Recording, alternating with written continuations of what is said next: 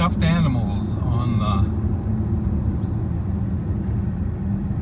the fence post all the way along here. This is the Indian Reserve west of High River. And it's a little hard to catch the entire scope of it, but if you look back there,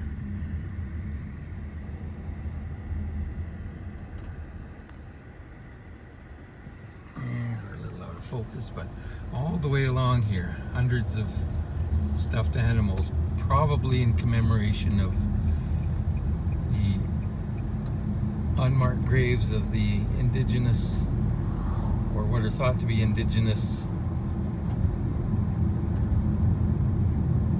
children and other people who were interred near residential schools in many parts of Western Canada that are just now being discovered. But all these fence posts all along here, stuffed animals.